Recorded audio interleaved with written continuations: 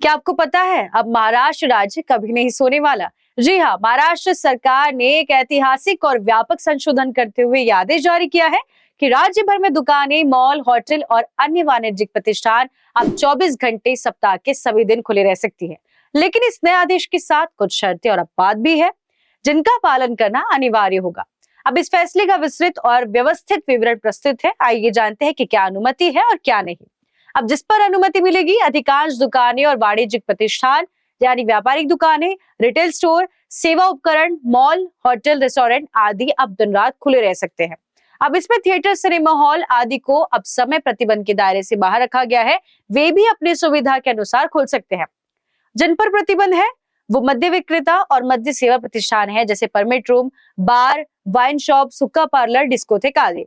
इन पर 24 घंटे चलने की अनुमति नहीं दी गई है। ये मद्य संबंधी प्रतिष्ठान अभी भी राज्य की पूर्व निर्धारित समय सीमाओं यानी पूर्व नियमों के अधीन रहेंगे। नियमों की शर्तें और कर्मचारियों की सुरक्षा, ये नया नियम पूर्णतः बिना शर्त नहीं है। सरकार ने कर्मचारियों के हित को ध्यान में रखते हुए कुछ शर्तें तय की है, जिसमें हर कर्मचारी को प्रति सप्ताह 24 घंटे की लगातार विश्रांति यानी पूरी एक दिन की छुट्टी देना अनिवार्य होगा। भले ही प्रतिष्ठान 24 घंटे खुले हो, लेकिन कर्मचारी को हफ्ते में एक पूरा दिन छुट्टी दी जानी चाहिए। अब इस प्रावधान को महाराष्ट्र दुकानें व स्थापन अधिनियम 2017 की धारा 16(1) ख के तहत लागू किया गया है। स्थानीय प्रशासन और पुलिस को यह निर्देश दिया गया है कि वे इस नए नियम का पालन सुनिश्चित करें और व्यवसायों को रात में कार्य करने से रोका ना जाए। पृष्ठभूमि और कारण, ये आदेश व्यापारी और व्यवसाय एसोसिएशनों की शिकायतों को ध्यान में रखते हुए लाया गया है, जिनका कहना था कि कई क्षेत्रों में स्थानीय प्रशासन या पुलिस द्वारा मध्यरात्रि के बाद व्यवसायों को खोलने पर अवरोध डाले जाते थे।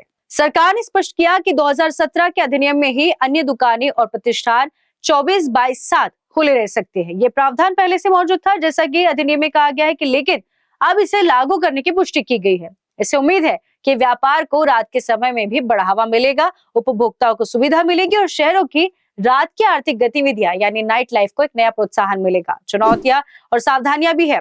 अब कुछ स्थानों पर स्थानीय नगरपालिका नियम या जोनिंग कानून व्यापार समय को सीमित कर सकते हैं। ऐसे मामलों में स्थानीय प्रशासन से अनुमति लेना आवश्यक हो सकता है। महिलाओं और नाइट शिफ्ट में काम करने वाले कर्मचारियों की सुरक्षा, परिवहन व्यवस्था, चेतावनी उपाय आदि का प्रावधान करना निहायत जरूरी होगा। छोटे व्यवसायों या ऐसे प्रतिष्ठानों जिनका कर्मचारियों की संख्या कम है, उन्हें यह देखना होगा कि क्या वे संसाधन और प्रबंधन व्यवस्था 24 घंटे चलाने योग्य है।